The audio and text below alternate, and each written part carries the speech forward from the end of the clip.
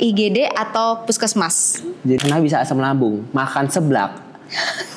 Tahu nggak bisa makan pedas. Kali orang datang dengan asam lambung, tapi ngomong kayak gini, ini gawat loh. Nggak gawat. Wow, jadi sebetulnya hal-hal itu sudah tercover ya. Tapi kenapa juga masih banyak ya ibu-ibu yang mengabaikan gitu? Nah, efek samping dari imunisasi ini adalah panas. Cukup memadai untuk screening pertama kali. Misalkan kayak di puskesmas itu kan kita bisa. Kadang kita mikir dunia kesehatan itu soal angka, data, dan target. Tapi ada juga ruang-ruang kecil yang penuh dengan perasaan yang sering luput dilihat. Hari ini kita nggak cuma ngobrol soal sistem, tapi juga manusia yang ada di baliknya. Dan kita kedatangan sosok yang nggak cuma mengerti soal teori, tapi juga mengerti sebuah rasa. Welcome to Mom's Talk. Bu Ibu, dengerin ya. Duta Puskesmas. Woohoo! Assalamualaikum teman-teman. Dok, aku belum mulai. Oh, belum? Baru intro. Udah semangat banget. Lah, lagi ada tepuk tangan.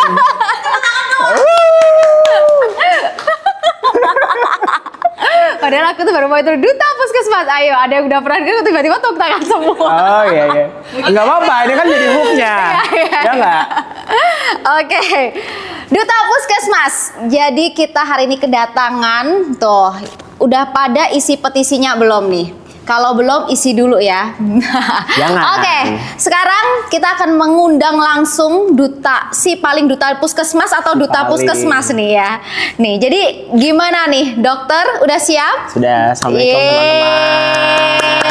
Dokter Ihsan, jauh-jauh ya. Bisa main sama Cek Uung di sini. Waduh. Kita ngobrol-ngobrol. Boleh perkenalan dulu nih dok, kayaknya dok.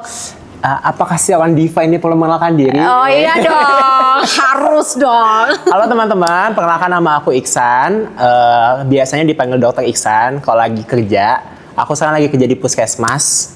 Terus habis itu ya udah. Kita sekarang bertugas menyehatkan masyarakat Republik Indonesia. Oh ha. Gitu. Oke dok, kalau lagi kerja kan dipanggilnya Dokter Ihsan.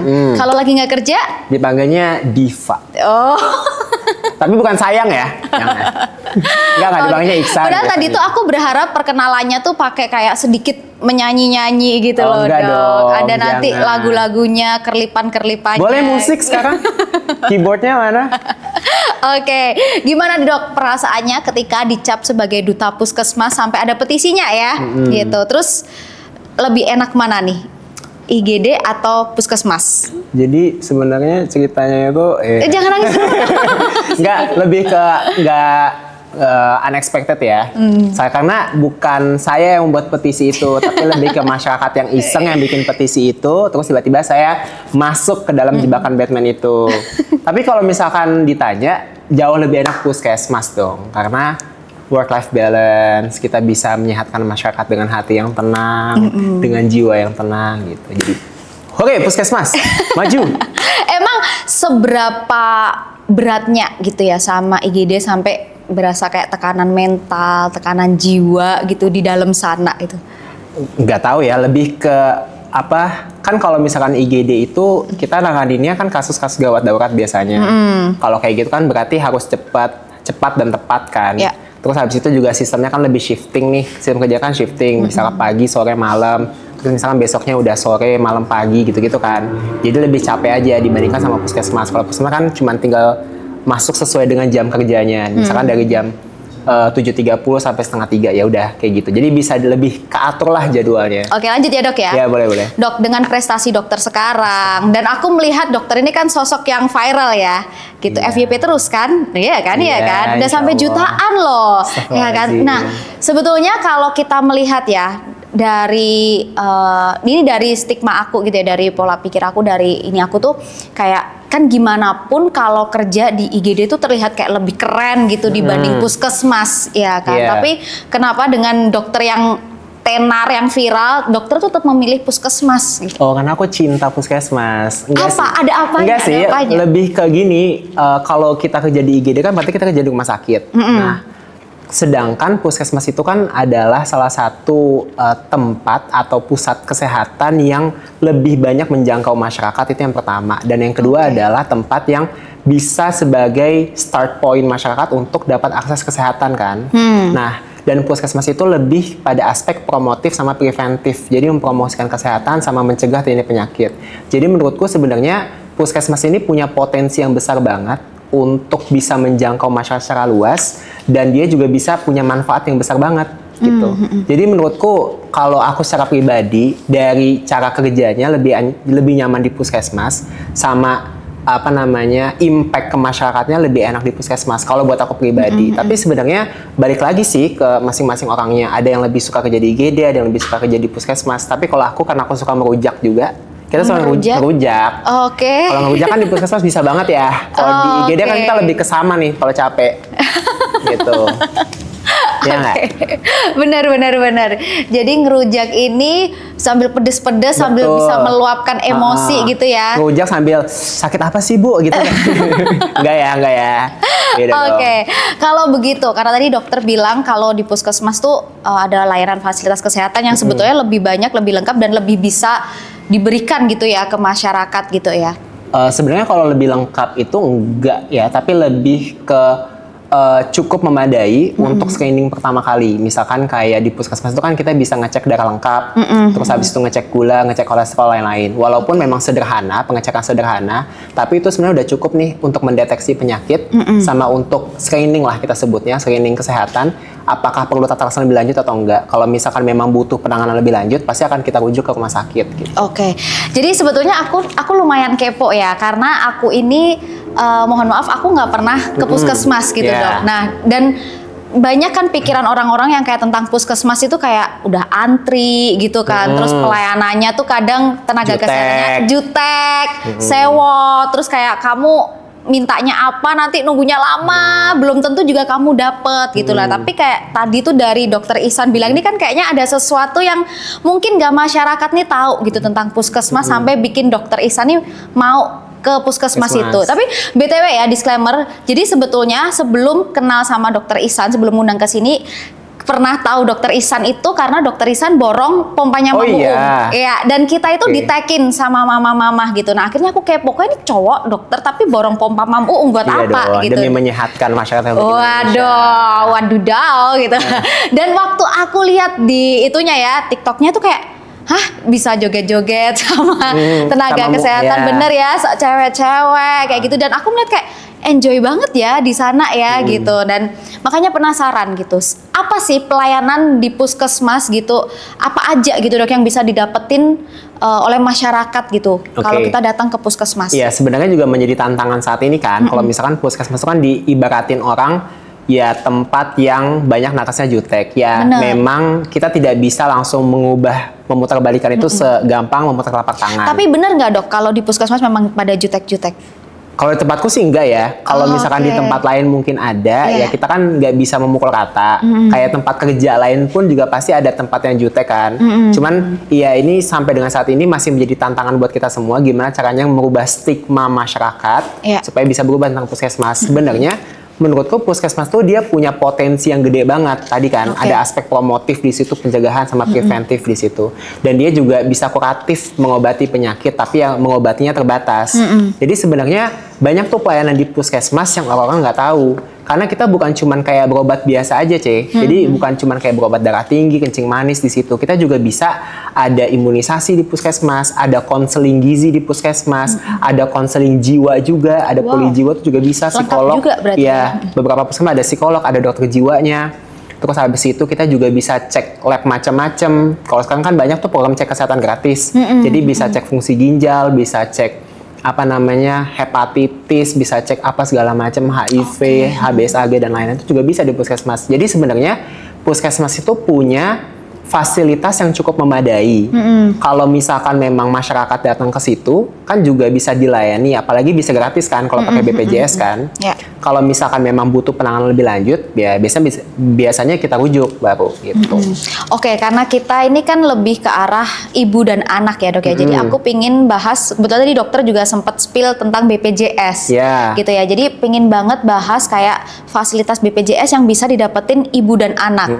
Nah kalau misal kayak dari ibu hamilnya nih, kita satu persatu ya. Dari ibu hamil. Nah apakah BPJS itu juga menanggung untuk ibu hamil? Oh menanggung. Soalnya gini, Bu, yang namanya BPJS itu kan adalah sebuah asuransi dari pemerintah kan. Intinya adalah bagaimana masyarakat ini supaya sehat lah, gampangnya seperti itu. Nah, sebenarnya puskesmas itu dia punya program buat ibu hamil melahirkan dan menyusui. Jadi masih apa ya namanya, kita sebut masih satu siklus lah. Jadi satu siklus dari melahirkan, dari hamil melahirkan sampai menyusui itu sebenarnya ada programnya sendiri di puskesmas itu. Misalkan mulai dari persiapan ibu itu hamil, nanti itu ada pengecekan apa segala macam. Terus habis itu juga kalau misalkan apa namanya ibunya punya resiko-resiko, nanti bisa ada checklist tabelnya dan lain-lain. Nanti kalau misalkan pas ibunya sudah hamil, itu bisa dilakukan pengecekan kehamilan. Berarti kayak tes darahnya itu tes juga darah dapat gratis? Ada. Gitu. Terus habis itu USG juga ada. Terus habis itu konseling ke dokter juga ada gitu. Terus habis itu nanti pas melahirkan di puskesmas juga bisa, dan itu ditanggung juga sama BPJS. Nanti kalau sudah selesai melahirkan kan berarti ada imunisasi, ada pengecekan tumbuh kembang anak, pengecekan status gizi dan lain-lain. Semua bisa di puskesmas sebenarnya. Dan itu apakah gratis? Iya, karena ditanggung sama BPJS gitu. Oke, jadi sebetulnya ini suatu hal yang menarik dan bagus banget ya, karena kalau kita bayar asuransi secara pribadi di swasta itu kan kehamilan nggak di-cover. Iya, betul. Gitu. Tapi kalau di BPJS ini tercover. Tercover. Tapi kan banyak banget ya dok ibu-ibu yang bilang, kalau BPJS tuh ribet banget. Nah, karena masyarakat nggak tahu alurnya. Jadi masyarakat tuh sebenarnya pikirannya kan ke, aduh yang paling bagus ke rumah sakit deh, gue pengen ke rumah sakit aja langsung. Padahal nggak bisa kayak gitu. Nah, jadi tier pertama itu kan adalah vaskes pertama. Kita sebutnya sebagai puskesmas atau klinik kan, klinik utama biasanya. Nah, jadi masyarakat tuh harus melewati itu dulu. Kenapa? Karena tempat itu adalah tempat screening lah kita sebutnya. Kalau misalkan nggak ada masalah apa-apa, misalkan kehamilannya kehamilan normal, kemudian nggak ada permasalahan yang memperberat kehamilan, kayak misalkan contohnya darah tinggi, kita sebut preeklamsia ya. Terus habis itu masalah plasenta dan lain-lain ya nggak akan dirujuk. Tapi kalau misalkan memang butuh penanganan lebih lanjut, butuh apa namanya, butuh konseling atau butuh treatment lanjutan dari dokter spesialis, terutama dokter spesialis obgyn, pasti akan kita rujuk. Nah, tapi kalau misalkan memang kehamilannya itu tidak ada masalah, kehamilan biasa, kehamilan normal biasa, ya udah itu bisa ditangani di puskesmas, asalkan sesuai dengan alurnya. Gitu. Alurnya ya datang aja ke puskesmas. Kalau misalkan screening ya ikutin screeningnya. Kalau misalkan waktunya konsultasi, ikutin jadwal konsultasinya gitu. Jadi ada syarat nggak sih dok buat orang-orang yang mau menggunakan BPJS gitu? Yang penting sesuai dengan apa namanya tempatnya. Maksudnya gini, kan kalau BPJS itu kan dia ada sesuai dengan vaskes pertamanya. Vaskes itu kan vaskes kesehatan ya, singkatan dari vaskes kesehatan. Jadi misalkan Cece itu terdaftarnya katakan di puskesmas A, ya udah berarti Cece datangnya ke puskesmas A. Kalau misalkan ada orang lain terdaftar di puskesmas B, ya udah nanti datangnya ke puskesmas B. Jadi biasanya dalam satu kelurahan atau kecamatan itu kan ada banyak puskesmas. Biasanya orang itu akan terdaftarnya itu sesuai dengan dia mau di situ atau sudah terdaftarnya di situ. Kebayang nggak maksudku? Agak bingung sih, karena ya? aku betul-betul nggak ada gambaran sama BPJS gitu, dan aku juga lumayan kepo kayak sebetulnya BPJS ini betul-betul gratis dalam artian ya udah orang nggak perlu bayar apapun atau tetap orang tuh ada bayar kayak minimalnya berapa gitu. Kalau sekarang sih program pemerintah semua gratis ya. Jadi benar-benar nggak ada bayar apapun. Nggak ada bayar apapun. Itu. USG pun juga gratis. Kita bisa USG di puskesmas karena semua dokter yang ada di puskesmas itu sebenarnya dia punya sertifikasi untuk USG. Wow, gitu, ada minimalnya nggak dok kayak USG-nya berapa kali? 2 kali sih. 2 kali dapat free gitu. Berarti kalau misal kita mau lebih. Tapi nggak bisa kayak kita di SPOG yang setiap bulan gitu. Biasanya di puskesmasnya 2 kali sih. 2 kali itu dapat gratis, jadi kita bisa manfaatkan ya misal di awal sama di akhir kayak gitu. Berarti kalau semisal ibu hamil, mulai dari kontrol pertama, biasanya kan kita tahu kehamilan pertama harus cek lab kayak tes tokso, kayak begitu-begitu tuh berarti itu semua juga tercover BPJS ya dok? Semua. Wow, jadi sebetulnya hal-hal itu sudah tercover ya, tapi kenapa juga masih banyak ya ibu-ibu yang mengabaikan gitu ya, padahal itu di cover gratis. Iya, satu karena mungkin belum tahu ya, yang kedua karena mungkin merasa takut ribet, jadinya nggak pernah memanfaatkan fasilitasnya. Karena sebenarnya tadi tinggal datang aja sesuai dengan vaskes pertamanya di mana gitu. Tapi itu kalau dari puskesmasnya sendiri ada edukasinya nggak, Dok? Misalnya kayak ibu hamil datang karena dapat ini, atau misal ada datanya nih untuk ibu-ibu hamil nanti apakah perlu kayak jemput bola dulu nih, kita datengin dulu ibu-ibu hamil, atau memang ya udah itu semengalirnya aja begitu? Biasanya kalau puskesmas itu ada promosi kesehatan, jadi kita juga ada main di media sosial, sama kita juga ada yang jemput bola langsung ke masyarakatnya. Cuman mungkin memang tidak semasif itu ya, karena tenaganya mungkin terbatas. Jadi memang biasanya dari mulut ke mulut tuh, ibu-ibu tuh dari mulut ke mulut. Tapi biasanya kalau masyarakat mau mencoba memastikan, datang aja ke puskesmas, karena itu program pemerintah dan itu berlaku nasional. Bukan cuma daerah tertentu aja, bukan cuma Surabaya aja, bukan cuma Jakarta aja, tapi dari ujung barat sampai ujung timur semuanya masuk program pemerintah. Oke, jadi buat para bumil, kalian mendapatkan fasilitas yang sangat luar biasa ya dari program puskesmas, program BPJS ya ini berarti ya. Dimanfaatkan sebaiknya Bu, karena ingat kehamilan itu 1000 hari, perkembangan anak kita itu dimulai dari pada saat ibunya hamil gitu. Jadi kalau misal kalian memang mendapatkan fasilitas ini secara gratis, manfaatkan sebaik mungkin gitu. Nah sekarang kita ke kelahiran ya, Dok ya. Kalau semisal nih layanan buat kelahiran itu sistemnya bagaimana, Dok? Oke, sebenarnya kalau kelahiran itu kan kita harus bedain dia kelahiran dengan komplikasi atau enggak. Maksudnya kelahirannya apakah butuh penanganan lebih lanjut atau enggak. Kalau misalkan dia kelahiran yang beresiko tinggi, itu pasti akan kita rujuk, ya kan? Oke, dirujuknya ke RS ya rumah berarti. sakit, karena butuh penanganan dokter spesial obstetrik ginekologi, OBGYN. Tapi kalau dia kehamilan resiko rendah, dia bisa dilahirkan di puskesmas. Jadi kayak ya udah ngelahirin biasa aja di puskesmas, per vagina.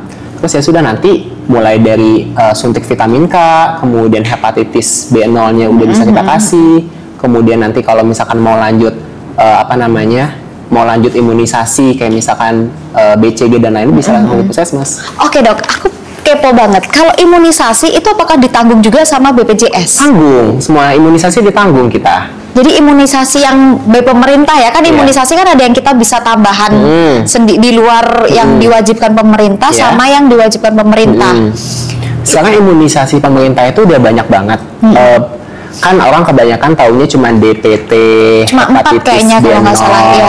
Terus PCV, terus polio. Padahal rotavirus itu juga dikasih, vaksin HPV juga dikasih sama pemerintah. Itu jadi sebenarnya vaksin JE Japanese encephalitis juga dikasih ya. Itu juga dikasih sama pemerintah. Nah, cuman kebanyakan orang belum tahu. Jadinya nggak datang ke puskesmas gitu. Tapi banyak nggak, Dok, kayak pasien-pasien yang masih kontra sama imunisasi? Banyak banget kalau masalah kontra imunisasi itu. Jadi banyak banget orang yang menganggap bahwasanya imunisasi itu bakalan berdampak buruk pada anaknya. Benar. Padahal nggak kayak gitu kan. Sebenarnya imunisasi itu bermanfaat buat anaknya dan bermanfaat buat sekitarnya. Karena kita selain melindungi anak itu, kita juga melindungi orang lain yang mungkin tidak bisa diimunisasi. Imunisasi itu ibarat kata kita lagi ngasih diklat nih ke tubuh kita. Jadi gini, anak-anak itu kan sistem imunnya belum kuat banget, ya kan? Ibarat kata TNI-nya sama Polri-nya masih cemen lah. Makanya perlu dilatih nih. Yuk, bangun yuk gitu. Yuk, latihan yuk. Gimana caranya TNI Polri itu tahu kalau misalnya ada teroris, kalau nggak pernah dikenalin sama teroris, ya kan? Makanya ada imunisasi itu, dilatih nih, diklat lah ibaratnya. Nah, ketika pada proses pelatihan itu otomatis badan itu pasti kan akan capek kan. Kayak TNI Polri kalau misalkan lagi diklat, kita olahraga aja capek kan. Jadi lemas, jadi capek gitu. Tapi itu efek samping aja. Nah, efek samping dari imunisasi ini adalah panas. Nah, orang tua itu sering takut anaknya panas ketika imunisasi. Padahal kan itu efek samping imunisasi yang sebenarnya normal. Nah, kita jaga supaya tidak sampai kejang dengan cara dikasih obat anti demam gitu. Ya, dikompres kayak gitu. Karena efek imunisasi itu sebetulnya bagus buat jangka panjangnya. Gitu. Kan kita pengen anak kita tumbuh dengan kuat kan. Kita pengen anak kita tumbuh dengan sehat. Nah, gimana caranya supaya anak kita tumbuh dengan sehat? Dengan kita kuatin imunitasnya. Imunitas itu kita kuatin dengan cara kita kasih imunisasi gitu. Tubuhnya itu kita latih supaya tahu terhadap penyakit-penyakit. Harapannya ketika penyakit itu datang, katakanlah misalkan cacar, penyakit itu datang ke anak kita, dia tidak ngasih gejala yang sampai membuat anak kita kenapa-kenapa atau efek sampingnya sampai parah gitu. Iya. Karena kalau Cece tahu dulu itu kayak cacar atau campak itu tidak cuman bentol-bentol merah demam aja, tapi bisa sampai menimbulkan kematian. Makanya ada vaksin MR sekarang dikasih. Nah, dengan adanya vaksin itu otomatis efek samping dari penyakit campak atau cacar itu dia bisa berkurang gitu. Iya. Nah, kalau di puskesmas gitu ya, yang ditanggung BPJS kan vaksin itu kan ada macam-macam ya, katanya ada yang bikin panas, ada yang nggak bikin panas gitu. Nah, kalau yang ditanggung BPJS itu apakah semua yang bikin panas itu atau ada juga yang nggak bikin panas? Oke. Nah, biasanya ini kan yang bikin panas itu vaksin DPT, ya kan? Nah, yang ditanggung sama DPT itu dia ada 2 jenis, DPT yang bikin panas sama yang nggak bikin panas. Ini lebih ke beda cara pembuatannya lah kita sebutnya. Nah, yang ditanggung sama BPJS, yang ditanggung di puskesmas itu biasanya yang DPT bikin panas, gitu. Karena karena yang DPT tidak bikin panas itu dia harganya memang beberapa kali lipat lebih mahal. Nah, tetapi apakah DPT yang bikin panas itu dia efeknya tidak sebagus yang DPT tidak bikin panas? Enggak juga, sama aja. Dia tetap efektif untuk memberikan proteksi kepada anaknya. Tetapi memang efek sampingnya aja yang bikin panas. Tapi itu bisa di counter, bisa diatasi lah dengan ngasih obat anti demam, gitu. Tinggal dibantu dikasih obat anti demam, dikompres. Kalau misalkan anaknya rewel bisa disusuin supaya dia panasnya bisa turun. Iya. Jadi sebetulnya imunisasi ini adalah salah satu cara kita kalau kita mau bikin tubuh kembang anak tuh jadi optimal juga. Gitu. Makanya jangan dihindarin ya ibu-ibu ya, gitu. Demam after vaksin itu bukan suatu hal yang jelek. Gitu ya. Ibaratnya ya itu tadi tubuh anak kita lagi di training nih buat menghadapin musuh-musuh supaya nextnya dia lebih kuat. Benar. Nah, kalau semisal yang dirujuk tadi itu apakah tetap BPJS-nya nge-cover? Nge-cover selama satu dia punya BPJS dan BPJS-nya juga aktif. Terus yang kedua, sebenarnya kalau untuk kegawat dauratan itu bisa langsung ke rumah sakit. Tapi sebenarnya sebaiknya semua ibu hamil itu udah terscreening di puskesmas. Jadi gini, misalkan Cece hamil. Nah, ketika jangan lagi ya, tapi ya. Oh iya, misalkan ya, amit-amit. Misalkan yang lain hamil nih, udah 3 kali, udah tutup pabrik. Ada ibu hamil. Nah, ketika dia hamil, sebaiknya kan kita screening dulu nih. Kita tahu dulu nih kondisinya. Sebenarnya dia kehamilan resiko rendah atau resiko tinggi sih? Nanti kan dicek dulu nih, dia ada nggak riwayat hipertensi di situ, ada nggak kelainan darah di situ, ada nggak misalkan penyakit menular, misalkan HIV, hepatitis B dan lain-lain kan dicek dulu tuh.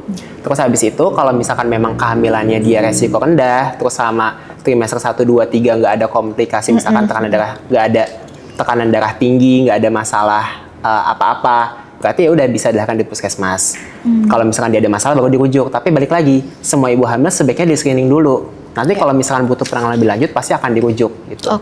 Dan pasti kalau dirujuk itu dia akan dipersiapkan untuk lahir di rumah sakit gitu.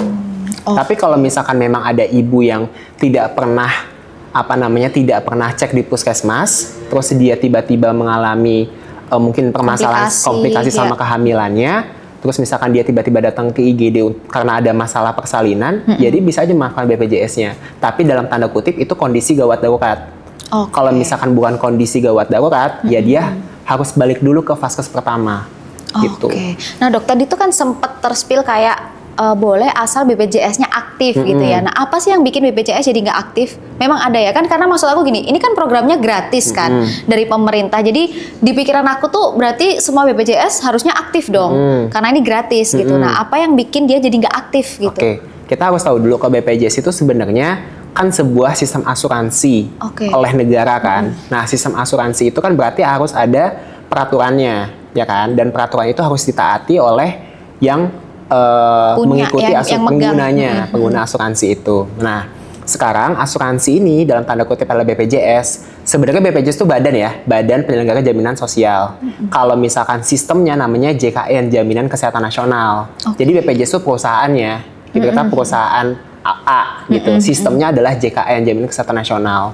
Nah, sistem JKN ini sebenarnya dia ada 2, ada yang berbayar, ada yang ditanggung sama pemerintah atau dibayarkan pemerintah. Dan yang dibayarkan pemerintah itu biasanya adalah golongan yang miskin, golongan yang miskin.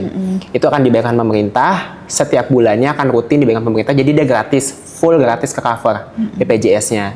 Nah, sedangkan untuk yang bayar mandiri dia harus bayar tiap bulan. Seringkali orang tuh BPJS-nya tidak aktif karena tidak bayar, gitu. Nah, ketika dia tidak bayar, otomatis akan ke freeze lah. Freeze status kepesertaannya gitu. Tapi nanti bisa diaktifkan kembali dengan membayar lagi. Biasanya ada mekanismenya tuh, ada membayar dendanya pas segala macem. Gitu. Oke, tapi itu nggak bisa dilakukan secara mendadak ya. Jadi misalnya tiba-tiba ibunya sakit, komplikasi yang kemarin nggak bayar, tiba-tiba kayak kita pengen aktifin langsung dibayar saat itu juga nggak bisa berarti ya? Ada beberapa kasus, aku sebenarnya kurang mengerti ya untuk masalah ini, karena kan masalah administrasi ini. Tapi beberapa kasus itu ketika ibu itu, bukan hanya ibu hamil ya, ketika ada pasien yang dia status BPJS ke freeze, kemudian dia mengalami status gawat daruratan, pasti ditangani dulu nih di rumah sakit. Cuma nanti masalah pembayaran, misalkan statusnya nggak aktif, dia akan dikasih waktu beberapa hari untuk ngurus masalah itu. Oh, untuk gitu. administrasinya itu tadi. Akan dikasih waktu beberapa hari untuk nyelesain masalah itu. Nanti untuk hitung-hitungannya berapa, harus denda apa segala macam, itu ya bagian administrasi. Dan dia ngurus ke BPJS-nya. Tapi pelayanan kesehatan akan tetap jalan. Gitu. Misalkan ya katakan ada orang kecelakaan nih, kecelakaan atau misalkan jangan deh kecelakaan, ada orang misalkan kejang karena ada masalah di otaknya katakan. Terus habis itu dia datang ke IGD, kan kejang gawat darurat kan, dia datang ke IGD, terus habis itu ditangani. Ketika ditangani selesai segala macam, baru kan nanti dicek nih status kepesertaan BPJS-nya. Kita tangani ke gawat daruratan dulu deh. Kejangnya kita hentikan, kita kasih oksigen dan segala macam. Nanti kan baru daftar tuh dia daftar, terus habis itu dicek status kepesertaan BPJS-nya. Nah, misalkan ketika dicek statusnya freeze, nggak bayar nih, katakan dia nggak bayar 6 bulan. Ya sudah, dia tetap akan ditangani. Terus habis itu dia akan tetap dirawat karena memang ada indikasi untuk dirawat, misalkan dia butuh CT scan kepala dan segala macam untuk mengecek masalah di otaknya ini kenapa. Tapi nanti untuk masalah pembayaran administrasi lanjutannya dia akan dikasih waktu. Kalau sepengalaman aku dikasih waktu 3 hari. Jadi dikasih waktu 3 kali 24 jam untuk ngurus BPJS-nya. Gitu. Nanti ketika BPJS-nya diurus, pasti akan ada kayak semacam hitung-hitungannya buat berapa dendanya lah, berapa yang harus dibayar dan lain-lain. Gitu. Jadi sebetulnya lebih baik kalau memang kita harus membayar ya bayarlah rutin rutin tiap bulan. Gitu, karena ya amit-amit orang nggak ada yang pernah mau sakit, nggak ada yang pernah mau kecelakaan ataupun kondisi-kondisi gawat darurat seperti itu gitu. Tapi betul. Kita nggak ada yang tahu juga gitu ke depannya bakal gimana. Jadi mending kalau memang kita punya BPJS ya dimanfaatkan dengan baik, bayarlah dengan rutin gitu. Karena siapa tahu itu bisa menjadi suatu manfaat untuk kita di kemudian kelak kayak gitu. Kalau sebenarnya menurutku BPJS itu atau JKN Jaminan Kesehatan Nasional kita ini adalah salah satu sistem asuransi yang paling baik dan paling luas coverage-nya.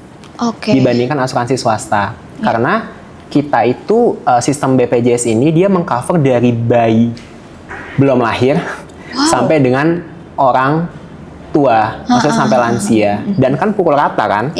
Nggak, misalkan kita punya riwayat hipertensi, nggak mungkin bayaran kita lebih mahal dibandingkan dengan asuransi. Kalau asuransi kan kita kalau udah punya hipertensi, bayarnya beda, preminya lebih mahal ya kan? Kalau ini kan pukul rata semuanya.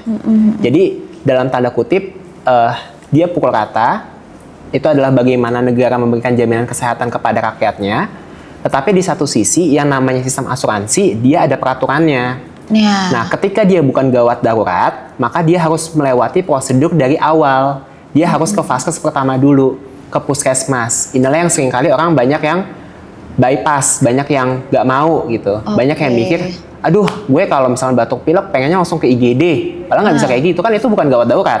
Namanya instalasi gawat darurat kan gawat darurat dong. Benar. Nggak mungkin tiba-tiba IGD. Jangan dong.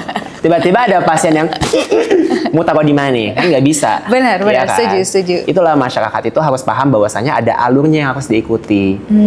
Dan kalau misalkan aku tanya, sebenarnya manfaat BPJS besar banget. Kayak misalkan deh, ada orang pasang ring jantung. Dia kena serangan jantung. Pasangin jantung tuh mahal banget loh, bisa ratusan juta. Tapi ketika dia keluar dari rumah sakit, dia bayarnya nol rupiah. Wow. Gitu. Dan apa namanya, premi atau yang dia bayarkan setiap bulannya kan tidak mungkin sampai dengan ratusan juta rupiah itu. Benar. Dan itulah kayak salah satu bagaimana kita ini gotong royong gitu. Yang sehat, kita membantu yang sakit. Nah, ketika kita yang sakit itu sudah sembuh, ya udah kita bantu gotong royong juga. Jadi kayak semacam sistem patungan lah. Benar. Makanya kayak ini adalah sistem yang sebenarnya kita harus sama-sama usahain supaya sustain gitu. Makanya jangan ketika kita sakit aja baru bayar, tapi ketika kita sehat, kita itu juga bayar supaya kita bisa ngebantu orang lain yang sakit gitu. Makanya sistem JKN itu, sistem BPJS ini adalah sistem gotong royong. Oke. Nah, kalau semisal dengar dari penjelasan Dokter Ihsan ya, sebetulnya kayak BPJS ini menurut aku bagus banget. Malah kalau tadi dokter sempat bilang bahkan anaknya belum lahir aja dia udah dapet gitu ya BPJS-nya ya.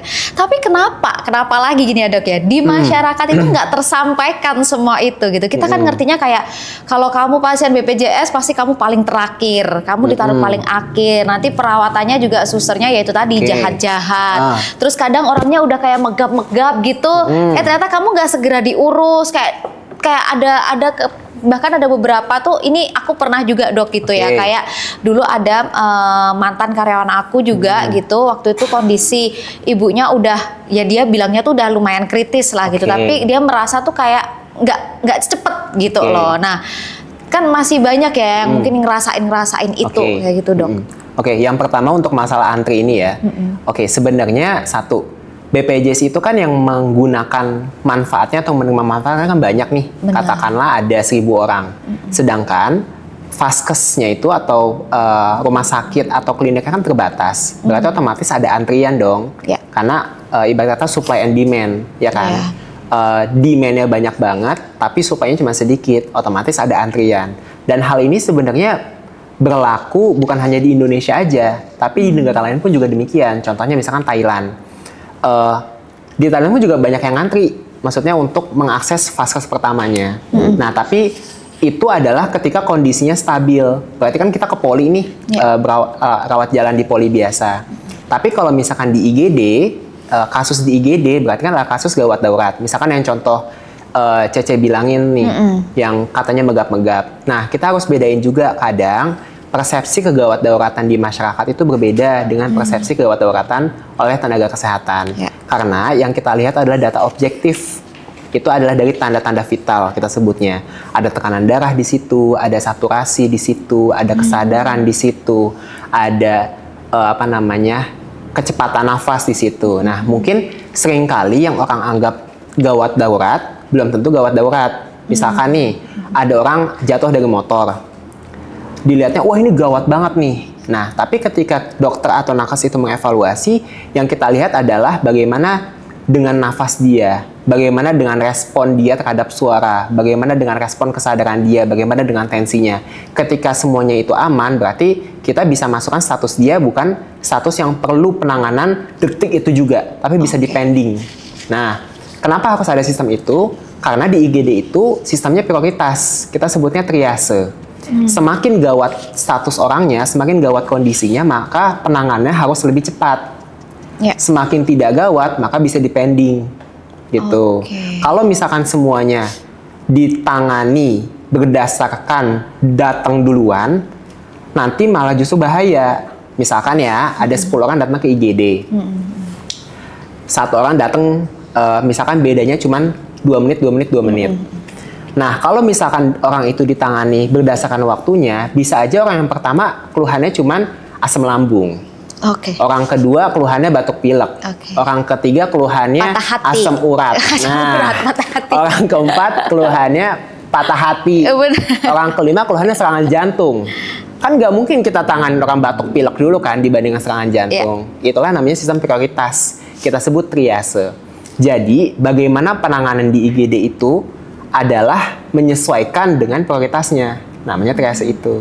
Mungkin balik lagi yang orang anggap itu gawat, belum tentu gawat secara objektif. Benar. Gitu. Kadang bisa jadi tuh kita panik duluan ya. Karena kita panik, akhirnya kita tuh kayak nganggapnya jadi ini banget. Padahal waktu itu saya pernah ini benar-benar kan sharing tentang terapi tumbuh kembang Oke. gitu. Nah, ternyata terapi tumbuh kembang pun itu bisa di cover dengan BPJS. Iya, bisa. Gitu. Saya baru taunya juga dari mama-mama waktu itu DM aku gitu, Dok, bilang kayak itu padahal bisa loh, Mam, kalau misal anaknya ada speech delay kayak gitu, atau misal kayak yang ya keterlambatan dalam tumbuh kembang anak tuh juga bisa dengan BPJS bisa. gitu. Yang penting asal kita memang mengikutin alurnya gitu. Jadi sebetulnya kalau kita mau mengikutin alurnya dari awal step by stepnya, ya itu akan dimudahkan juga gitu. Cuma kadang memang mungkin ini kayak edukasinya mungkin ya, Dok, ya, informasinya ini tidak tersampaikan dengan baik kayak gitu. Jadi orang mikirnya yang disalahin lagi-lagi adalah nakesnya. Padahal kita mau loh menolong, maksud kita kayak, hey, ayo nih kita kan sama-sama manusia ya. Kok kalem ya di sini ya? Coba dong, keluarkan dong. Maksudku, enggak, karena pengalamanku di IGD tuh kayak gini, maksudnya kita loh sama-sama makhluk Allah gitu, paham gak sih? Kayak, hey, kita ini sama-sama manusia. Kita juga menangani sesuai dengan kemampuan kita. Kita kasih yang terbaik kok. Ya. Nah, tapi maksudnya jangan ngomel-ngomel dulu karena kita berdasarkan prioritasnya itu. Misalkan kadang seringkali orang datang dengan asam lambung. Tapi ngomong kayak gini, ini gawat loh. Gak gawat. Kenapa kita tanya kenapa bisa asam lambung? Makan seblak. Tahu nggak bisa makan pedas? Tahu. Tahu nggak bisa makan telat? Tahu. Terus kenapa masih makan telat? Pertanyaan kita yang gitu. Terus tadi di IGD marah-marah. Ya, kita pengen dong marah-marah, tapi kan nggak bisa dong. Maksudnya kayak astagfirullahaladzim gitu. Jadi nggak bisa astagfirullahaladzim gitu. Bukannya kita pengen ngomelin, tapi maksudnya tolong dong. Gitu. Paham nggak sih? Maksudnya kayak kan udah tahu nggak bisa makan telat, udah tahu nggak bisa makan pedas, tapi masih aja makan gitu. Seblak. Terus habis itu datang ke IGD dengan keluhan asam lambung. Jadi lu terus sakit minta didahuluin. Padahal di sebelah ada orang, ya Allah, ya Allah, ya Allah gitu. Yang sama malaikat tinggal kayak gitu kan nggak bisa. Kita kan tarik-tarikan ya sama malaikat ya. Jadi kayak yang menang siapa nih? Takdir Allah apa gimana? Gitu. Itu kenapa makanya meluapkan segala emosinya itu di video TikTok. Benar. Ya, jadi harus sambil joget-joget. Bahwasanya, yuk kita dahuluin dulu yang darurat yuk. Yuk hiduplah yang sehat teman-teman supaya tidak ke IGD. Janganlah kalau udah tahu punya asam lambung makan telat, makan seblak, pedas, makan seblak. Gitu. Siapa tahu mereka pingin ke IGD untuk ketemu dokter. Jangan dong. Kasian, masih ada orang lain yang membutuhkan pertolongan kita.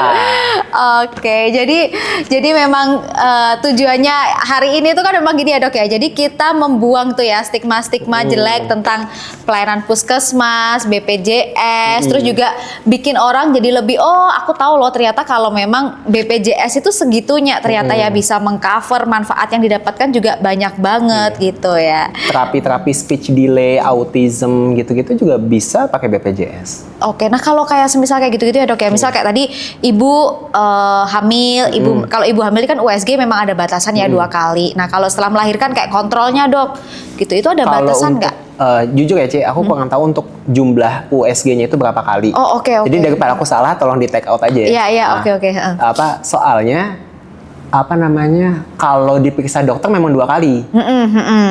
Tapi kalau untuk jumlah USG-nya itu kadang tergantung kebijakan dari puskesmasnya. Oh, gitu. Iya. Tapi kalau misal kayak perawatan after lahiran gitu kan biasanya kan kita kayak kalau after lahiran misal itu kan biasanya ada kayak seminggu nanti kontrol ke dokter gitu. Nah, itu juga masih masuk BPJS atau enggak? Semuanya masih cover ya. Nah, Dok, kalau tadi kan dokter sempat menyinggung tentang pervaginam ya. Nah, apakah berarti kalau SC operasi sesar itu nggak masuk di puskesmas atau BPJS itu berarti? Oke, kalau untuk SC itu kan berarti ada komplikasi biasanya. Jadi sebentar, ini kita meluruskan dulu. Tidak ada lahiran yang tidak normal. Semua lahiran itu adalah lahiran yang normal. Bedanya adalah dia per vaginam atau per abdominam. Per perut atau per vagina. Nah, kalau SC biasanya dikarenakan ada indikasi medis. Kecuali request pasien ya. Kalau request pasien nggak bisa pakai BPJS. Tapi kalau misalkan sesuai dengan kondisi medis, entah kondisi dari bayinya atau kondisi dari ibunya. Itu ditanggung sama BPJS. Nah, tadi balik lagi. Kalau misalkan kondisi ibunya itu dalam status bukan kegawat dauratan, misalkan nih katakan ibunya ketika trimester pertama terscreening, oh mengalami preeklamsia atau kita sebut darah tinggi pada saat kehamilan. Nah, ketika mengalami preeklamsia, kemudian setelah itu dievaluasi dan nggak bisa ditangani di puskesmas, otomatis akan dirujuk ke rumah sakit. Nah, nanti di rumah sakit itu akan dievaluasi oleh dokter obgynnya. Ya udah, kalau misalkan memang ada indikasi untuk SC, pasti akan di SC gitu. Nah, kalau misalkan dia statusnya kegawat dauratan, misalkan ada perdarahan tiba-tiba dari vagina, atau misalkan ada ibunya kejang dan lain-lain, eklamsia dan lain-lain, masuk status gawat dauratan, ya dia juga bisa di SC gitu. Apakah di cover sama BPJS? Iya, akan di cover. Tapi apakah di puskesmas bisa melakukan SC? Nggak bisa. Kita pasti akan kita rujuk ke dokter, tetapi atas indikasi gitu. Oke, jadi kalau memang atas keinginan ibunya berarti nggak bisa ke BPJS itu tadi ya, tuh ya. Jadi ini memang betul-betul BPJS tuh berarti kalau untuk ibu hamil, ibu melahirkan yang betul-betul kondisinya memang membutuhkan lah, sesuai dengan indikasi. Oke, nah dok, tadi kan dokter sempat menyinggung nih di awal kalau di puskesmas dokter kan nggak ada yang judes-judes ya. Iya. Gitu, semuanya kan smile, terus joget-joget, happy-happy gitu. Nah, apakah setiap puskesmas itu sebetulnya punya standar pelayanan yang sama? Oke, standar pelayanan kita pasti sama. Tetapi standar pelayanan puskesmas pasti sama. Tetapi kita nggak bisa memukul rata semua puskesmas itu akan judes. Karena pasti kan mungkin ya, namanya manusia kan, pasti ada juga beberapa yang judes. Tapi kalau misalkan kita pukul rata semua puskesmas judes, menurutku juga nggak adil. Karena masih banyak juga puskesmas tuh yang baik-baik orangnya. Terutama puskesmas yang misalkan pedalaman gitu. Mereka kan berperan penting banget untuk masyarakat di sekitar situ kan. Karena mereka harus jemput bola, gimana mereka mengedukasi masyarakat di sekitarnya gitu. Jadi kalaupun ada puskesmas yang dalam tanda kutip nakasnya judes, ya memang mungkin ada. Dan kita kan namanya manusia kan, kita nggak bisa menutupi hal itu. Tapi itu juga yang menjadi PR kita saat ini. Gimana caranya kita mengubah stigma masyarakat tentang puskesmas supaya puskesmas itu menjadi salah satu pilihan orang untuk berobat. Terus yang kedua, supaya kita bisa lebih banyak menjangkau masyarakat sekitar. Gitu sih. Sebagai duta puskesmas, dok, nggak ada sih. Secara formal nggak ada ya teman-teman ya. Sebagai, salah, saya ralat. Sebagai diva puskesmas. Tuh. Nah, apa yang bakal dokter lakuin gitu ya kalau untuk merubah stigma masyarakat yang kayak begitu? Yang pertama pasti dari pelayanannya dulu kan. Yang kedua dari promosinya. Jadi maksudnya ya gimana kita nge-share ke masyarakat tentang kegiatan kita di puskesmas. Kan kalau aku sekarang lebih ke banyak edukasi sambil seru-seruan kan sama ibu-ibu yang di puskesmas itu. Setuju banget. Ya itu salah satunya tujuannya supaya ngasih tahu ke masyarakat, puskesmas itu seru tahu, kita juga baik-baik loh orangnya. Nah tapi selain di sosmed itu personanya berusaha kita bangun, kita juga ngasih pelayanan yang benar-benar bagus di puskesmasnya gitu. Nah itu setuju banget ya. Jadi mungkin nanti ada kelas untuk duta-duta puskesmas yang lain dong. Oh iya, saya jadi pengajarnya gitu ya. Ada dosen mata kuliah duta gitu. Mata kuliah diva gitu. Seru banget kayaknya ya. Karena dokter pernah nggak kepikiran gitu ya? Karena kan biasanya di media sosial itu kan suka ada pro kontra ya. Gitu. Kayak contoh nih, apalagi sekarang kita lihat banyak orang yang menurut aku tuh kayak kurang etis lah, memanfaatkan kayak konten-konten di hal-hal yang tidak etis, kayak akhir-akhir ini misal ada yang lagi ngoperasi terus dia kontenin kayak gitu. Nah, pernah nggak dokter kepikiran kayak dokter kan ada juga, maksudnya niatnya edukasi nih, tapi ada nggak sih orang yang jadi kontra gitu dengan cara edukasi seperti itu? Kayak anggapannya, kok kamu joget-joget sih di puskesmas, nyanyi di puskesmas. Bahkan aku pernah baca komen kan satu, oh ini ya yang bikin pelayanan lambat karena tenaga medisnya joget-joget tuh, kayak gitu tuh. Gimana tuh dok? Oke. Gini, jadi kalau menurutku pro dan kontra itu kan adalah satu hal yang normal ya. Karena kita nggak bisa membatasi bagaimana masyarakat merespon apa yang kita buat gitu. Jadi nggak apa-apa, itu adalah sebuah respon masyarakat yang amat sangat normal, dan itu juga jadi semacam tempat untuk saling berinteraksi lah. Mungkin aja ada yang bilang kayak gitu, tapi mungkin kan ada bisa juga yang ngonter balik kan. Kayak, Bener. oh enggak kok di tempat aku kayak gini. Enggak apa-apa, jadi tempat diskusi aja, itu yang pertama. Yang kedua, masalah etik tentu masalah etik tentu tetap menjadi perhatian utama. Karena kan dalam bekerja ada rambu-rambu yang harus kita patuhi kan. Yeah. Dan etik itu adalah salah satunya. Nah, terus kalau misalkan untuk masalah syuting, itu kalau aku selesai jam pelayanan kesehatan, jam pelayanan. Aku baca itu di jawaban dokter ya. Gak mungkin dong kita lagi tiba-tiba ada pasien yang mau cek tensi, terus kayak, sebentar ya Bu ya, kita joget dulu. Siapa tahu kan pasiennya jadi lebih sekarang olahraga gitu ya. Enggak, kalau aku sih enggak, karena kita syutingnya selalu setelah jam pelayanan gitu. Tapi kalau misalkan ada pro dan kontra ya nggak apa-apa, itu biarin aja, kan namanya bermasyarakat, bermedia sosial pasti itu akan muncul, dan itu normal sih menurutku. Ya, yang penting kita lihat impactnya juga lebih besar ke yang mana. Betul. Gitu, dan ternyata responnya aku lihat positif semua ya dok. Alhamdulillah ya teman-teman. Merasa terhibur banget loh, dan jujur ya waktu ngeliat itu jadi kayak merasa oh ya ternyata di puskesmas itu nggak semengerikan itu ya. Gitu. Mungkin selama ini memang masyarakat tuh udah kayak stigmanya ya itu tadi loh, kalau di puskesmas tuh judes-judes, jahat-jahat. Jadi kita mau datang aja di pikiran kita tuh udah kayak waduh ini nanti tenaga ininya udah pada judes-judes nih. Iya. Makanya banyak juga kan akhirnya orang yang jadi takut buat datang ke puskesmas gitu. Jadi mending dia meratapi sakitnya daripada dia berobat. Iya. Kayak gitu. Kalau kita sih lebih, mungkin kita ajak dangdutan ya. Waduh asik gitu. Ini puskesmasnya mana sih? Boleh dong. Nanti jangan-jangan jadi rame nih. Kalau di puskesmas tiap Jumat bisa ada senam SKJ loh. Ada senam-senam gitu. Jumat atau Sabtu tuh biasa senam gitu. Jadi sebenarnya lebih banyak kegiatan ya kalau banyak di banget kegiatan. Puskesmas tuh juga kita ada yang stay di puskesmas, ada yang turun ke masyarakat. Biasanya tuh kalau turun ke masyarakat ada yang posyandu, ada juga yang screening penyakit menular, gitu-gitu. Wah, seru loh. Kayaknya next kita boleh berkunjung ya ke puskesmasnya Dokter Ihsan ya. Boleh. Kita ingin melihat suasana puskesmas di sana. Nanti kita keliling-keliling. Bener. Dan semoga dengan nanti semakin gitu ya, semakin dokter nih semakin menjadi duta puskesmas beneran gitu ya. Jadi stigma masyarakat tentang puskesmas itu bisa luruh gitu ya. Tentang jelek-jeleknya itu bisa luruh semua. Oke dok.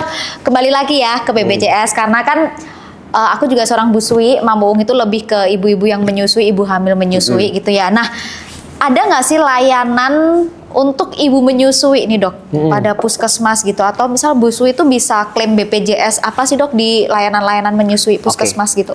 Jadi sebenarnya balik lagi kalau misalkan kita ngomongin tentang tumbuh kembang anak, itu sebenarnya ada masih masuk dalam satu siklusnya. Jadi dari ibu itu hamil, melahirkan, sampai menyusui tumbuh kembang anaknya. Nah, sebenarnya untuk masalah menyusui itu atau busui itu bisa konseling ke puskesmas. Karena di puskesmas itu juga ada bagian gizinya. Dan biasanya masing-masing puskesmas punya konselor laktasi gitu. Ada bidannya yang belajar tentang itu. Jadi coba aja dimanfaatin, coba tanya ke puskesmasnya, karena biasanya kalau ibu-ibu punya masalah tentang tumbuh kembang, misalkan anaknya nggak naik berat badannya, atau misalkan anaknya kurang gizi, katakan biasanya dikonsulin ke bagian gizi. Nanti di situ bakalan di-assess lebih lanjut masalahnya di mana. Apakah masalah inputnya makannya kurang, atau masalah di badannya apakah ada penyakit dan lain-lain, atau masalah outputnya kebanyakan, misalkan kayak lagi diare dan lain-lain gitu. Jadi sebetulnya sama ya dok ya, nanti sistemnya kalau semisal ada kendala yang sifatnya tuh genting, urgent gitu juga akan dirujuk ke dokter spesialis anak. Betul. Gitu. Kalau nggak bisa kita tangani, nggak sesuai dengan kompetensi kita yang ada di puskesmas, itu akan kita rujuk. Karena kan yang namanya puskesmas itu kan kita menyesuaikan dengan kompetensi kita. Kompetensi kita kan terbatas kan. Misalkan kayak aku dokter umum, kan aku nggak bisa menangani penyakit-penyakit yang katakan butuh evaluasi lebih dalam gitu. Butuh tata laksana lebih dalam. Pasti kalau butuh tindakan atau evaluasi atau tata laksana lebih dalam, aku akan rujuk ke dokter spesialis anak gitu. Itu nanti juga tetap tercover BPJS-nya? Tercover, selama mengikuti aturannya. Oke, jadi tetap ya ibu-ibu yang mau menggunakan BPJS itu harus ke tadi itu pertama itu ya puskesmas dulu. Jadi kontrol di situ, baru nanti atas rujukan ya, baru kita ke spesialis anak. Kalau diperlukan ya, ada indikasinya. Itu kita boleh milih nggak dok, kayak spesialis anaknya mau yang ini, mau yang itu, atau berdasarkan dari referensinya puskesmasnya aja? Kalau biasanya kita itu merujuk ke dokter anaknya berdasarkan rumah sakitnya. Jadi kita kan merujuk ke by system kan. Yeah. Misalkan katakan Cece itu terdaftar di puskesmas A. Nah, misalkan amit-amit anak Cece ada masalah. Terus habis itu kita butuh rujuk ke dokter spesialis anak. Nanti puskesmas itu kita masukin ke sistemnya, sistem puskesmas. Nanti bakalan keluar tuh ada rumah sakit mana aja, misalkan A, B, C, D, E. Yaudah nanti Cece tinggal pilih mau ke rumah sakit yang mana. Tapi nggak bisa milih dokternya, dokter siapanya. Karena yang terdaftar di sistem itu cuma rumah sakitnya. Ada nggak tantangan terbesar sebagai naskes di puskesmas dokter tuh tentang ibu menyusui? Oke, kalau tantangan terbesarku pada saat ini lebih ke edukasi untuk full ASI, terutama untuk ibu-ibu yang baru pertama kali mempunyai anak, gitu. Karena kebanyakan ibu-ibu itu tidak menyusui anaknya secara eksklusif. Satu, karena kerjaan. Yang kedua, karena tetangga atau karena mertua. Jadi kebanyakan karena stigma di masyarakat kita agak cukup tinggi terhadap berat badan anak yang nggak naik. Misalkan kayak, kok anaknya kurus, kok anaknya kayaknya nggak gemuk-gemuk, anaknya nggak gendut gitu. Terus habis itu akhirnya ibunya jadi stres, jadi bingung sendiri, akhirnya ngasih susu formula. Padahal sebetulnya menurut udah banyak penelitian juga menyebutkan bahwasanya ya makanan yang paling bagus untuk bayi itu adalah ASI. Gitu. Dan ASI itu kan bukan hanya mengandung makanan aja, tapi dia mengandung imun juga di situ. Jadi salah satu tantangan paling besar untuk ibu menyusui yang aku temui sampai dengan saat ini, bagaimana cara mengubah pola pikir ibu supaya bisa full menyusui, terutama eksklusif ya. Karena ini sebetulnya juga banyak ya dok ya, kayak ibu-ibu yang kan kalau mereka kayak ke posyandu, posyandu itu di puskesmas kan dok, bener ya? Jadi kalau posyandu itu dia sub puskesmas, gimana ya? Misalkan puskesmas tuh di kelurahan apa, kelurahan A. Nanti di masing-masing RT atau RW ada posyandunya gitu. Jadi kayak perpanjangan tangan dari puskesmas lah. Gitu. Nah aku kan sering banget gitu dok ya. Jadi jadi itu karena mungkin kayak gitu ya, waktu di puskesmas atau di posyandu tuh rame kan antri. Nah itu dijadiin ajang saling membandingkan gitu. Akhirnya kayak ibu-ibu minder kan, kayak yang itu kok anaknya lebih gendut, yang ini kok anak aku kecil banget. Nah akhirnya kayak mereka jadi menyimpulkan gitu mungkin ya, kayak mungkin karena ASIku nih jelek ya, makanya anak aku kecil gitu. Ada nggak dok yang kayak begitu dok juga? Itu cukup banyak sih, karena apa namanya agak cukup challenging juga kan buat ibu yang menyusui, terutama ibu yang pertama kali punya anak, untuk mengcounter itu semua. Benar. Nggak ada ASI yang jelek. Semua ASI itu bagus. Dan ASI itu menyesuaikan dengan kondisi dari bayinya. Terus habis itu yang kedua, ketika kita melihat tumbuh kembang anak, lihatlah berdasarkan grafik tumbuh kembang anak. Dan itu semua bisa diakses melalui buku KIA, buku Pink itu. Buku Pink. Ya, jadi buku Pink itu adalah buku yang luar biasa deh. Kalau dulu aku diceritainnya itu sama dosen aku, ini bikin buku KIA nih sampai ke berbagai macam negara, contohnya ke Jepang. Untuk gimana sih cara kita supaya bisa belajar dari negara maju, gimana cara kita untuk bisa menyesuaikan nih cara mengevaluasi tumbuh kembang anak sesuai dengan kondisi kita di Indonesia. Akhirnya muncullah buku KIA itu. Nah, jadi makanya sebenarnya kalau misalkan kita mau lihat pertumbuhan bayi yang bagus, yaitu melalui buku KIA itu aja. Jadi kita lihat nih, misalkan bulan pertama berat badannya berapa, nanti bulan kedua berat badannya berapa. Selama dia masih dalam grafiknya, masih on track lah kita sebutnya, sesuai dengan grafiknya, ya berarti tumbuh kembang anak kita bagus. Berat badannya ya bagus. Nggak perlu gemuk gitu, nggak perlu buntel gitu, nggak perlu. Yang penting on track aja sesuai dengan grafiknya. Oke, jadi kita nggak membandingkan anak kita dengan anak orang lain. Kita cukup membandingkan anak kita hari ini dengan anak kita bulan kemarin. Betul. Ya, sesuai dengan grafiknya bagaimana. Benar. Itu yang harus kita kerjakan. Oke, nah dok, pernah nggak ketemu gitu, atau misal ada kayak ibu-ibu yang benar-benar nolak, aku nggak mau nyusuin lah karena takut ya mungkin fisiknya berubah, takut PD-nya jadi kendur gitu. Ada nggak dok yang kayak itu? Banyak juga. Jadi banyak juga stigma di masyarakat yang menganggap, aduh kalau misalkan gue menyusui nanti payudara gue kendor, PD gue kendor. Kalau gue menyusui nanti bentuk badan gue jadi jelek. Kalau gue menyusui nanti katakan suami gue atau laki gue jadi nggak suka lagi sama gue. Padahal sebenarnya kan nggak gitu ya. Benar. Menyusui itu kan ya tidak tidak akan mengubah bentuk badan seperti itu banget gitu.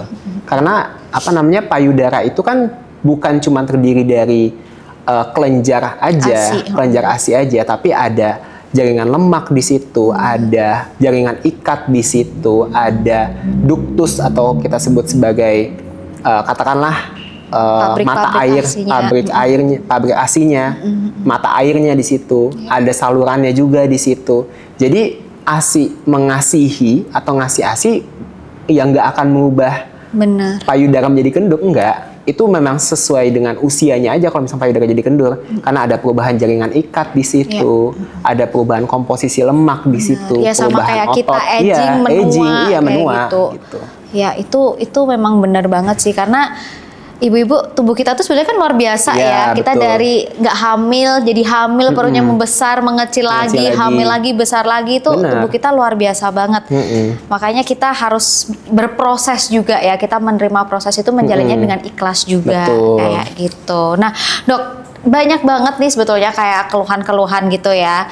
Kalau kadang di puskesmas itu kan ruang laktasinya kurang memadai gitu ya. Apakah memang ruang laktasi itu hanya sebagai syarat kayak ya, yang penting adalah syaratnya puskesmas harus ada ruang laktasi, atau memang ruang laktasi itu kurang kayak ditonjolkan gitu, Dok? Karena mungkin kurang banyak ibu-ibu yang memanfaatkan itu gitu. Sebenarnya di setiap puskesmas pasti ada ruang laktasi ya, karena pemerintah pun juga mendukung untuk menyusui. ASI eksklusif itu juga mendukung. Mungkin kurang dimanfaatkan oleh masyarakat, iya bisa jadi. Karena kan yang biasa memanfaatkan orang yang berobat, dan mungkin orang yang berobat nggak sebanyak itu.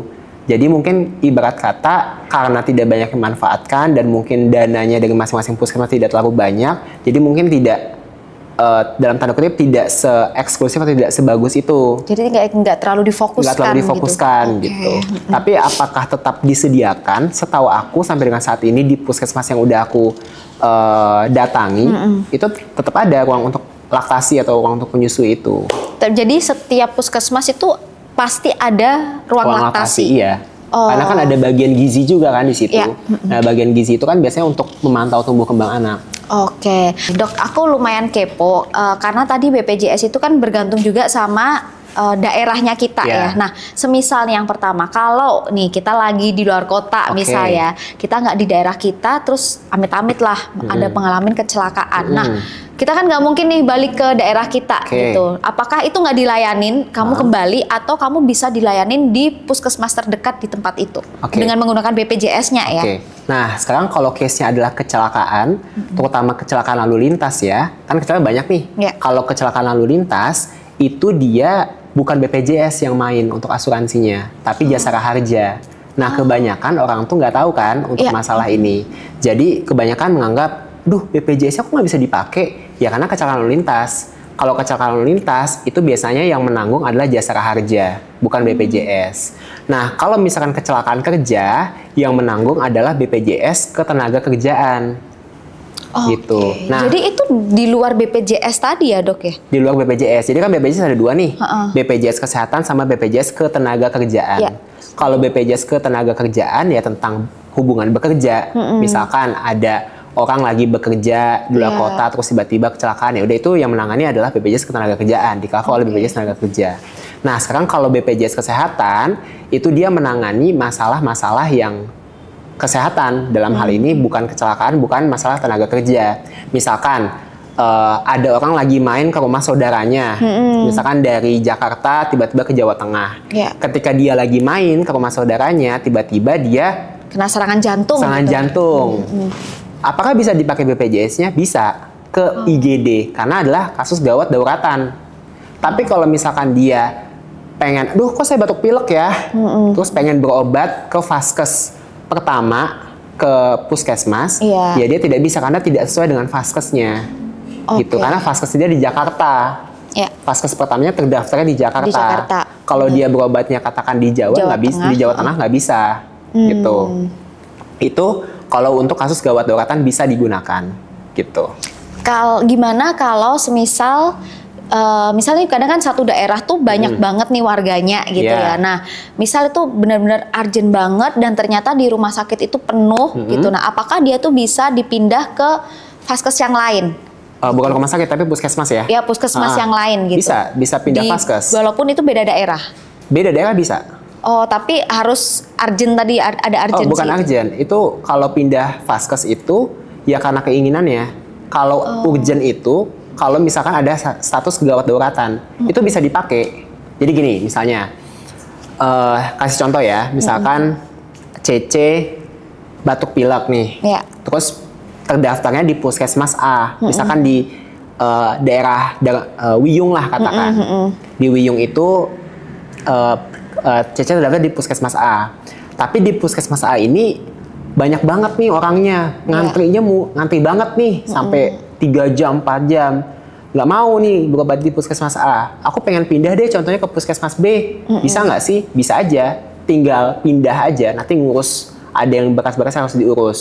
Gitu. Tapi itu statusnya bukan gawat darurat ya. Nah, kalau misalkan status gawat darurat kayak tadi, misalkan Caca lagi main ke rumah saudara di Jawa Tengah, terus misalkan amit-amit tiba-tiba mengalami serangan jantung, itu bisa dipakai karena statusnya gawat darurat. Dan bisa dipakai ke rumah sakit. Maksud aku kalau misal kayak tadi tuh, misal di rumah sakit Wiyung A itu puskesmas puskesmas Wiyung A ternyata itu gawat darurat, bisa nggak dipindah ke B gitu, karena di Wiyung A itu udah penuh banget. Gawat daruratnya itu apa? Jadi misalnya kayak kecelakaan gitu tadi itu, jantung gitu deh. Kalau jantung pasti langsung ke rumah sakit kan? Oh, berarti dia rujuknya langsung pasti ke rumah sakit itu tadi ya? Kalau rumah sakit kan pasti gawat darurat IGD. Benar-benar. Oh, gitu. Jadi kalau misal event itu penuh, pasti langsung dirujuknya ke rumah sakit itu tadi. Kalau IGD itu tidak melihat keadaan darurat itu tidak melihat vaskes pertama. Gitu. Kalau gawat darurat tidak melihat vaskes pertama. Jadi mau berobat di Papua, mau berobat di Kalimantan, mau di Sumatera, mau di Jawa, selama dia terdaftar sebagai pasien BPJS dan selama kondisinya gawat darurat akan diterima di rumah sakit manapun itu. Tapi kalau kondisinya tidak gawat darurat, dia harus berobat ke vaskes pertamanya. Iya, kecuali dia mau pindah, dia ngurusin administrasinya tadi.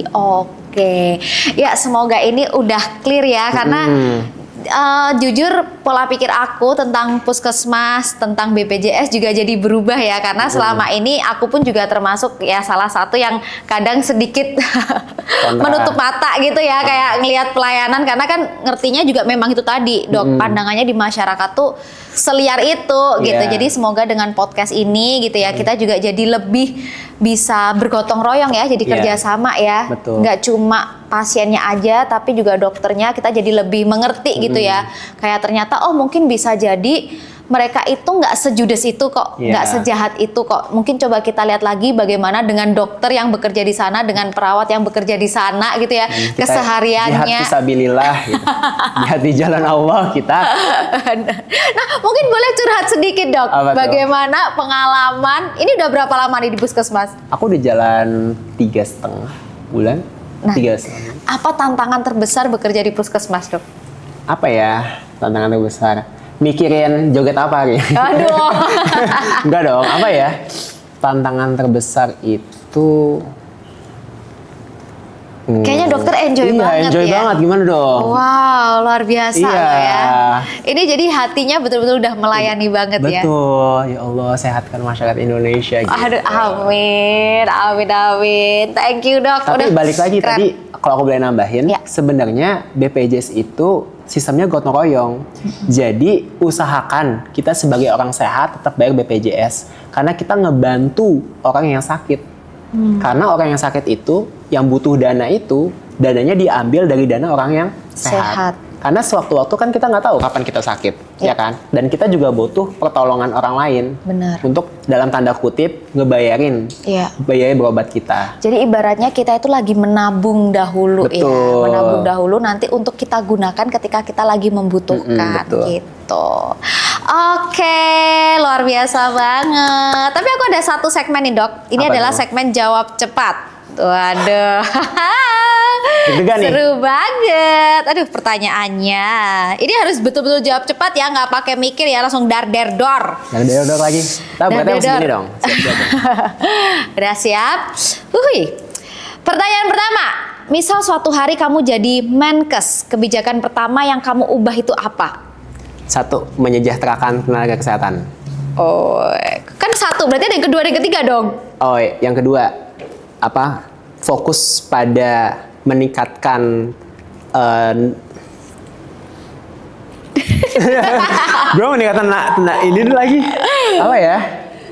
Kalau gini. Kayak yang pertama, pasti aku akan meningkatkan kesehatan tenaga kesehatan. Yang kedua adalah aku akan fokus pada aspek nutrisi dan stimulasi pada anak-anak. Karena gimana cara kita memajukan bangsa kita adalah dari memajukan sumber daya manusianya. Dan memajukan sumber daya manusia ada 2 aspek yang harus kita pahami.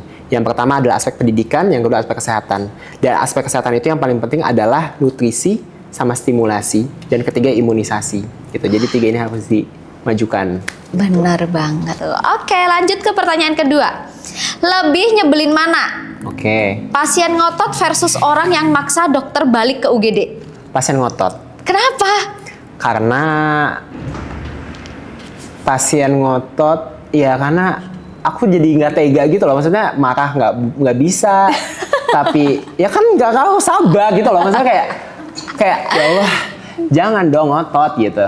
Berarti Jadi, masih ada kesempatan untuk balik ke UGD ya kalau begitu ya? kan cuma balik doang tapi nggak kerja. Iya nggak Pintar, sih? cakep. Iya kan balik doang kayak Hai GD, terus aku pulang. Oke, kayaknya kita perlu petisi ulang nih ya. Jangan Balikin dong. dokter Ihsan ke UGD lagi ya. Pertanyaan ketiga, lebih sulit mana? Menanganin pasien ibu-ibu yang percaya mitos sama pasien toddler yang orang tuanya sotoy? Ayo. Ibu-ibu percaya mitos atau toddler yang orang tuanya sotoy? Dededor.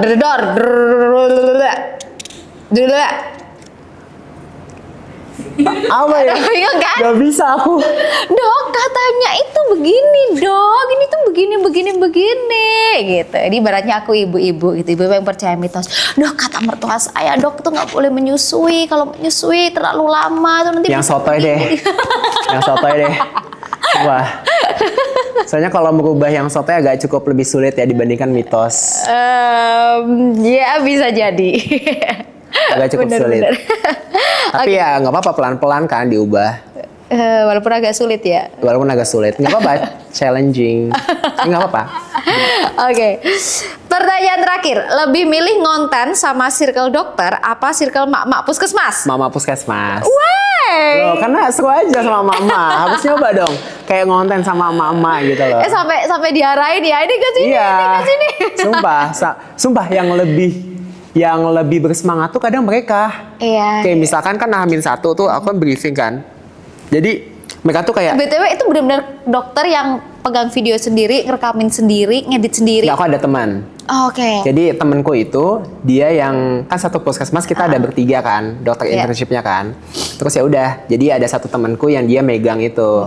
Jadi dia kameramennya Yang lah. goyang-goyang Yang begini digoyang-goyang itu. Oke. Boleh sebut nama nggak sih di sini? Boleh Ya. dong. Jadi karena dia tidak terapresiasi selama ini. Karena dia selalu dari belakang. Dari belakang, kayaknya. dia di belakang layar. Terima kasih untuk dokter Jasmine Kezia atau kita sebut sebagai dokter Eza sudah membantu berkontribusi dalam menyehatkan masyarakat Indonesia melalui konten-konten yang edukatif Yeay. dan seru gitu. Jadi biasanya yang jauh lebih bersemangat itu ibu-ibunya. Kayak misalkan, dok, besok kita pakai topeng ya. Besok pakai baju ini deh, dok. Jadi trio macan gitu. Jadi itu benar-benar mereka yang bikin outfitnya sendiri. Wardrobe-nya iya. Kayak misalkan aku cuma bilang gini, Bu, besok temanya dangdut. Dah, dangdut. Tiba-tiba mereka kayak ada pakai ini, pakai emas, pakai Iya, apa ada yang gitu. gede banget. Iya. Itu emasnya bukan karat lagi kita bilang, karatan. bukan karat-karat. Jadi ya udah begitu. Terus habis itu misalkan kita bilang, besok temanya full black. Terus mereka tiba-tiba pakai jaket kulit. Jahit kulit. Itu aku bilang, ini mah tukang ojek naik bubur. Tapi aku udah menantikan satu konten kayaknya belum keluar ya. Apa tuh? Yang dokter, yang mak-mak tuh lagi joget-joget, terus habis itu dokter yang arahin, ini begini, ini kamu kesini itu kayaknya belum ada tuh hasil. Oh, behind the scene-nya? Iya, behind the scene-nya udah ada, tapi hasil take-nya itu belum ada. Di akunnya dia. Oh, di akunnya si ibu-ibu itu. Aku lagi mencari-cari ini yang mana sih, kepo banget hasilnya kayak apa gitu. Nanti kita lihat. Iya. Akun ini. Dokter, nggak boleh lihat dulu dong, kayak mana. Oke. Dokter umum atau ada kepikiran mau spesialis? Dokter yang bermanfaat. Ya itu nggak ada jawabannya begitu, pertanyaannya kayak itu gimana? Dokter umum, dokter spesialis sama-sama baik. Yang penting kita bisa bermanfaat untuk masyarakat Republik Indonesia dan untuk umat manusia.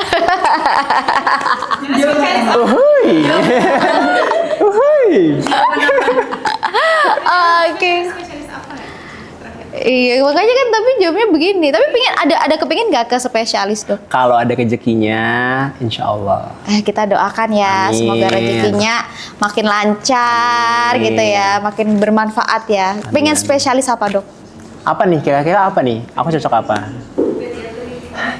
Nggak tahu ya, jujur. Iya, anak-anak cocok kayaknya anak. Kayak Om Jin cocok sih. Iya. Nggak tahu ya. Biarlah Allah yang mengatur jalan hidupku ya Allah.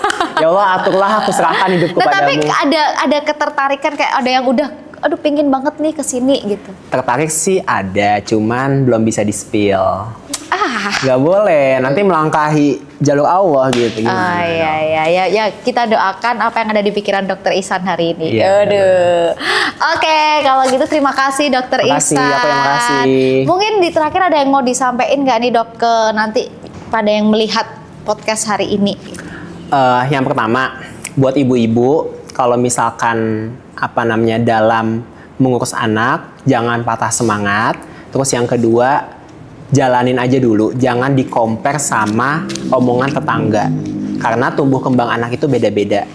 Yang kedua adalah dalam proses tumbuh kembang anak, ada 3 hal yang harus diperhatikan.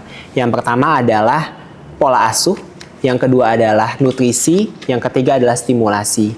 Jadi jangan cuma fokus ke nutrisi aja, tapi juga harus lihat stimulasinya, juga harus lihat pola asuhnya. Karena anak yang tumbuh dengan baik itu berasal dari pola pengasuhan dan dari orang tua yang baik. Gitu. Oke, thank you Dokter Ihsan, terima kasih banyak. Jangan lupa ya doanya buat Dokter Ihsan, semoga bisa dilancarkan dan Amin. segera spesialis. Oke, see you di next month. Bye-bye.